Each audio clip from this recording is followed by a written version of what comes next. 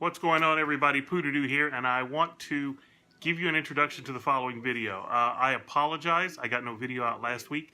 I've been traveling for my job for a week or so now, and I haven't had an opportunity to edit or put together any kind of video. I mean, I put together a video from last week, but I never got a chance to upload it.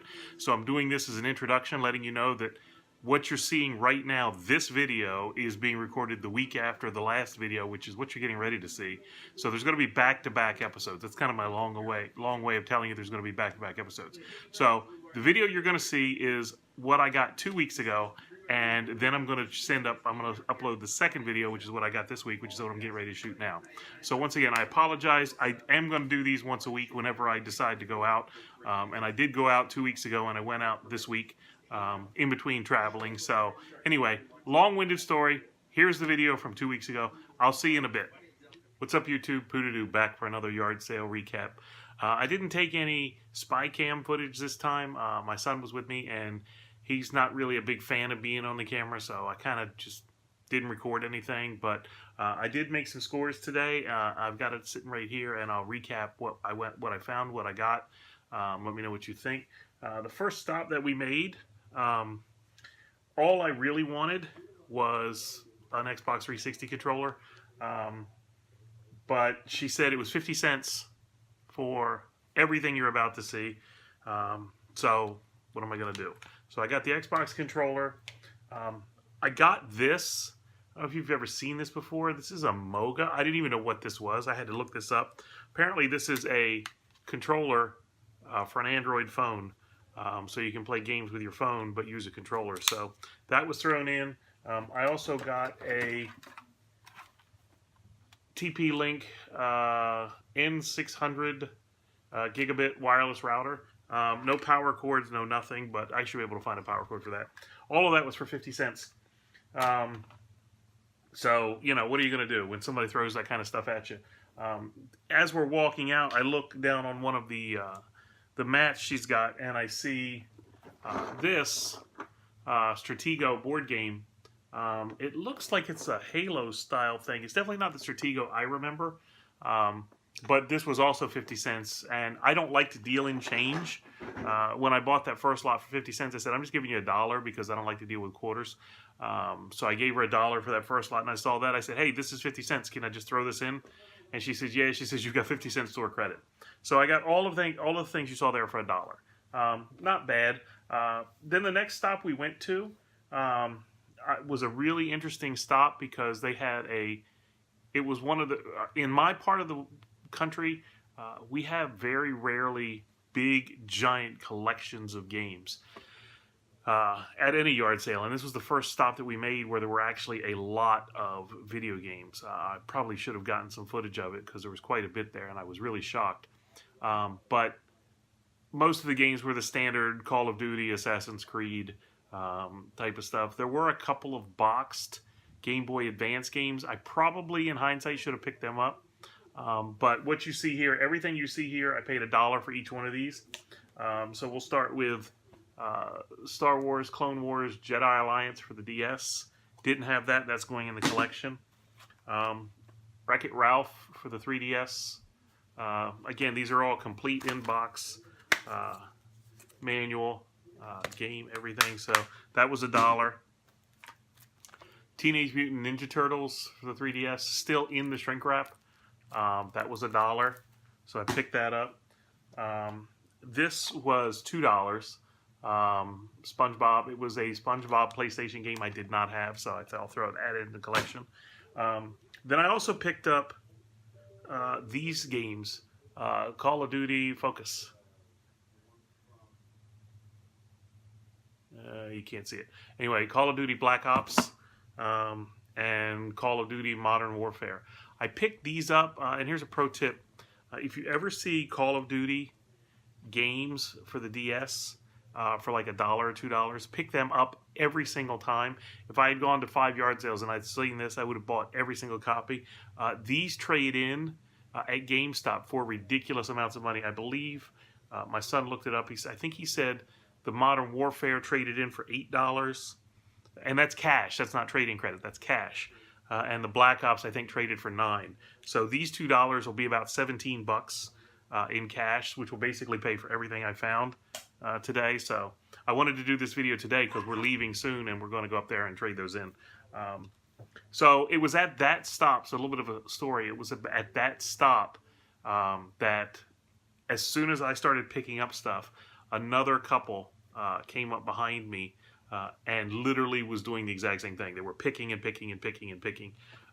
They grabbed those Game Boy Advance games and held on to them and wouldn't let go. So I knew that there was a chase in video game hunters. It was the first time I'd ever seen another video game hunter in my area. Everything I didn't buy, they bought. So I'm glad I got there first. So the reason I tell you that is the next sale we went to, they knew we were video game hunting. We knew they were video game hunting. They were still checking out and dealing with people at the last sale we just left. When we got to the next sale, my son and I, it started to get exciting because now there's a chase. So I told my son, I said, you go up there and you start scouting. I'm going to find a place to park because it was a pretty busy sale.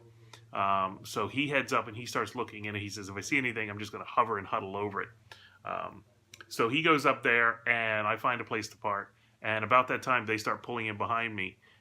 And they're looking and they're like, let's see what they do. So again, we have the upper hand on them at this time. And my son, for whatever reason, completely missed these games. I don't know why, but I looked through, and I think it was because they were hidden in with books and DVDs, and I'm not sure why people had, it was like DVD, game, DVD, DVD. It was like, it was all mixed together, so whatever. But the only thing I saw, I'd never seen this before, and I picked it up. It was $1. It is Blue Dragon for the Xbox 360. I picked it up for two reasons. Number one, I'd never heard of it before. You know, when you do this for a long time, you see a lot of the same Call of Duties and Black Ops and Assassin's Creeds. When you see something that's a franchise like a Mario or a Donkey Kong or something you've not seen before, you tend to just grab it and hold on to it. So I picked this up, and this was $1, and I'd never heard of it before. And apparently, my son did some research. Akira Toriyama was the character designer for this, who did the characters for Dragon Ball Z. So this is a, number one, it's an only on Xbox 360 game. It's a JRPG, and it's something I didn't have, and it was $1. So, like, this is awesome. This was my find of the day. I'm most happy with that.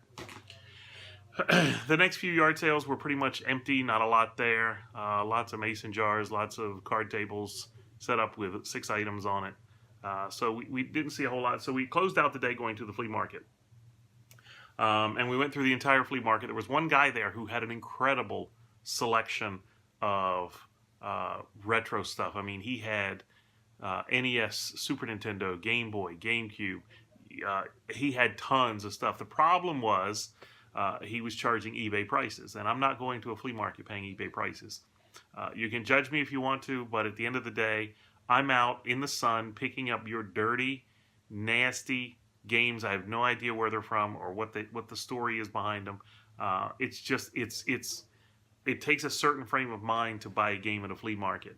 You know, a lot of the games were faded because they'd been out in the sun for so long, and you just don't charge eBay prices for something. If I'm paying eBay prices, number one, I'm going to buy it in my house. I'm going to expect the quality to be good. I'm going to expect the packaging to be tight.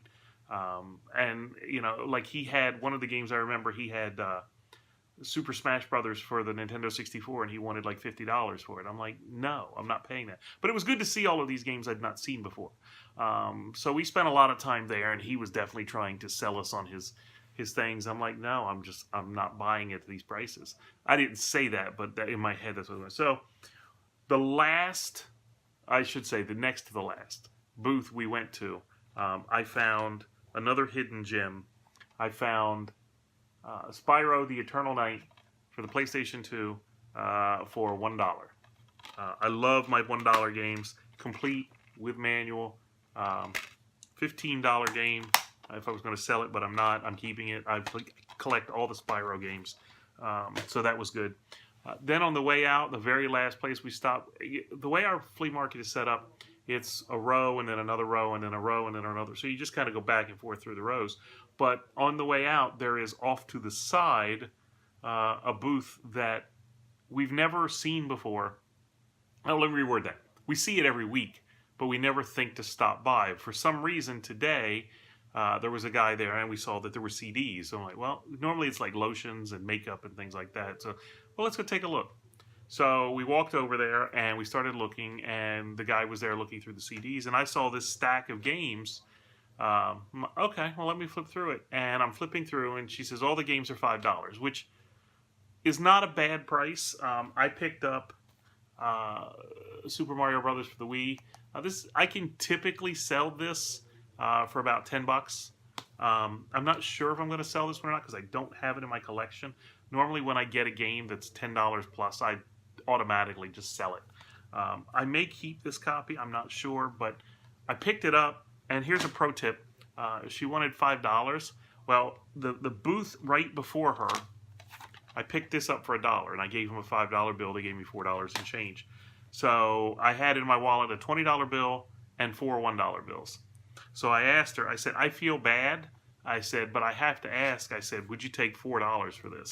I said, I just gave them my $5 bill. They gave me 4 ones back. I really don't want to break a 20.